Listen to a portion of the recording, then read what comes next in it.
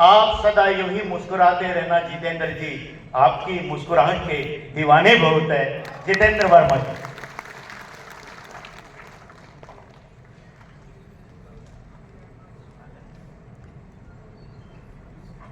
बहुत बहुत धन्यवाद अनिल जी। कुशल संचालन कर रहे मेरी मातृशक्ति, सबसे पहले जय घोष, क्योंकि अभी हमारे गृह मंत्री जी ने हमारे आराध्य नरहरि दास को माल्यार्पण करके कार्यक्रम की शुरुआत करी। तो एक बार जोरदारी से हम जय घोष लगाएंगे। जय नरहरि, जय नरहरि। आवाज नहीं आई, अपने आराध्य के लिए इतनी कम आवाज। जय नरहरि, जय नरहरि, जय नरहरि, जय नरहरि। आज के इस कार्यक्रम में बहुत बहुत बधाई। महाराष्ट्र स्वर्णकार संस्था स्वर्णलंकार द्वारा आयोजित ये तीसरा भव्य सुंदर कार्यक्रम, और इस कार्यक्रम में उपस्थित हमारे गृह राज्य मंत्री पंकज राजेश जी भोयर जी, सुधाकर कोहले जी, और इस कार्यक्रम को रूपरेखा सजाने का काम करने वाले हमारे आयोजक मंडल, कार्यक्रम अध्यक्ष पुरुषोत्तम कावड़े जी, दत्तात्रेय जी, प्रकाश मापने जी, विलास जी वागरे जी, अनिल जी, राजेश रोकड़े जी, दरबेन जी, विलास जी। वह इस कार्यक्रम में सबसे ज्यादा धन्यवाद दूंगा राजेश मांजरी जी को द्वारा आप सब लोगों का आशीर्वाद के लिए। मैं नागपुर आया हूँ, ब्रज की धरती से बिलोंग करता हूँ, और मेरे ख्याल से आप सभी लोग मथुरा वृंदावन की पावन धरती से गए होंगे। एक बार जय घोष लगाएंगे। राधे राधे, राधे राधे। राष्ट्रीय मंच पर उपस्थित सभी मंचासीन को प्रणाम करता हूँ। नरहरि दास जी को प्रणाम करते हुए मैं अपने वक्तव्य को आगे बढ़ाऊंगा। मैं जितेंद्र वर्मा स्वर्णकार, आगरा उत्तर प्रदेश ब्रज की धरती का निवासी हूँ, और एक मंच बनाया हुआ है राष्ट्रीय स्वर्णकार राजनीतिक भागीदारी मंच। कहीं ना कहीं इसमें जो खुशबू आ रही होगी वो राजनीति की खुशबू आ रही होगी, और मंच भी राजनीति से सजा हुआ है। और मैं अपने इस बार नागपुर में 3 नगर सेविका चुनी गई, जिसमें माया हाडे जी, डोमने जी, उनको मैं एक बार तहे दिल से धन्यवाद देता हूं कि राजनीति की शुरुआत नागपुर से हुई, और बहुत सारे हमारे समाज के लोग इस नगर पालिका सिस्टम में चुने हुए आए, और कहीं ना कहीं ये शुरुआत 2029 की है, क्योंकि 2029 यहाँ पर भाजपा के 2 वरिष्ठ नेता बैठे हुए हैं। 2029 हमारे समाज के लिए अभी तक जो खाली रहा, लेकिन ये मंच पर जो लोग बैठे हैं और जो सामने बैठे हैं, उनके प्रयासों से एक बार अपने लिए ताली बजाएंगे कि शायद 2029 हमारे लिए, समाज के लिए खाली नहीं है, क्योंकि अभी नागपुर से थोड़ी सी शुरुआत हुई है, और ये शुरुआत पूरे महाराष्ट्र में जाएगी। और कहीं ना कहीं अगर हम ओबीसी समाज में आते हैं, और ओबीसी समाज का अगर भारतवर्ष में 62% है, तो कहीं ना कहीं हम 5 से 7% की भूमिका निभाते हैं।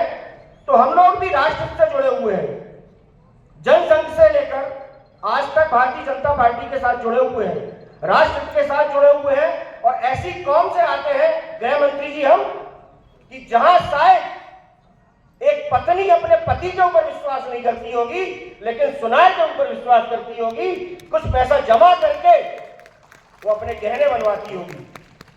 ऐसी कौम से आते हैं जहां हो सकता है बंटवारे में अगर सोने का बंटवारा होता होगा तो वो सुनार समाज करता होगा। ऐसी कौम से आते हैं जहां शायद सातों बिरादरी के लोग आते हैं।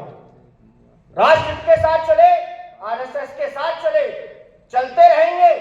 भारतीय जनता पार्टी ने हमें बहुत कुछ दिया है। उत्तर प्रदेश में 2 विधायक हैं, बिहार में 1 सांसद है, 1 एमएलसी है, हमारे झारखंड में 1 राज्यसभा सदस्य है। अभी छत्तीसगढ़ जा रहा हूं, छत्तीसगढ़ में भी हमारे सुनील सोनी जी हैं, लेकिन महाराष्ट्र की धरती अभी 0 है। 1 एमएलसी है, चित्राताई है हमारी, लेकिन चुने हुए प्रतिनिधि हमारा अभी 0 है। लेकिन आप सब लोगों से प्रयास है, आप सब लोगों का अगर प्रयास रहेगा तो जितने भी राजनीतिक हैं, यहाँ पे कितने लोग राजनीतिक लोग बैठे हैं, हाथ खड़े करेंगे एक बार। बहुत बढ़िया। कितने लोग चुनाव लड़ना चाहते हैं? बहुत बढ़िया। राष्ट्रीय स्वर्णकार राजनीतिक भागीदारी मंच का नाम राजनीतिक इसी वजह से पड़ा कि हम लोग इतने वर्षों से सेवा करते क्योंकि कहीं ना कहीं राजनीतिक अभाव था। हम लोग व्यापारिक हैं, हम लोग व्यापारिक ही रहना चाहते हैं, लेकिन व्यापारिक के साथ साथ हम लोगों को राजनीति में भी आना पड़ेगा। राजनीतिक भागीदारी में हमें सहयोग करना पड़ेगा। राजनीतिक भागीदारी जो कि काशीराम जी ने कहा है, भीमराव अंबेडकर जी ने कहा है, जिस समाज की राजनीतिक भागीदारी नहीं होगी तो कहीं ना कहीं वो राजनीतिक भागीदारी के अभाव से वो समाज का प्रभाव अभाव में बदल जाएगा। तो इस अभाव को प्रभाव से हटाने के लिए हमें आप सब लोगों की मदद है। राष्ट्रीय स्वर्णकार राजनीतिक भागीदारी मंच आपके साथ तन मन धन से खड़ा है। आप जहां आवाज लगाएंगे, क्योंकि एक राष्ट्रीय संगठन है, गृह राज्य मंत्री जी मैं आपको बता दूं, एक राष्ट्रीय संगठन में हम लोग काम कर रहे हैं, भारतीय जनता पार्टी के साथ जुड़े हुए हैं, और भगवान ने चाहा तो 2027 में उत्तर प्रदेश का चुनाव भी लड़ूंगा, और कहीं ना कहीं हमारे कुछ प्रत्याशी भी चुनाव लड़ेंगे, जिसमें मिशन 2027 एक राष्ट्रीय स्वर्णकार राजनीतिक भागीदारी मंच का नारा है। और उसमें मैं महाराष्ट्र की जनता से, मैं इस महाराष्ट्र की पावन तुल्य जनता से, संत नरिहर दास की जन्मस्थली की नगरी से मैं चाहता हूं कि आप लोग उत्तर प्रदेश की आवाज लगाएंगे।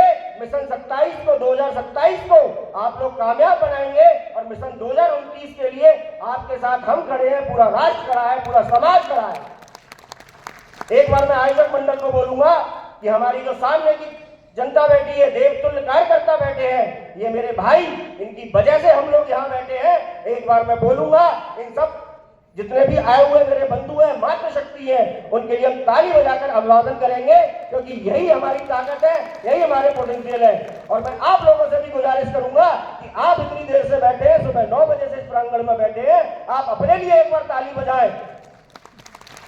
और ऐसा सुंदर भव्य आयोजन करने के लिए कार्यक्रम आयोजक मंडल, इतना सुंदर भव्य आयोजन जो सुबह 9 बजे से शाम 7 बजे तक चलने वाला है, जिसमें बहुत सारे अतिथि रहेंगे। मैं एक बार आप सब लोगों से गुजारिश करूंगा कि जितने भी कार्यक्रम आयोजक मंडल है, आप लोग जोरदारी से उनका हौसला बढ़ाएं, क्योंकि अगला कार्यक्रम इस प्रांगण में ना होकर किसी खुले मैदान में हो। जय नरहरि, जय विश्वकर्मा समाज, जय अमरीश जी और जय अजमेर जी। धन्यवाद। जय हिंद, जय भारत।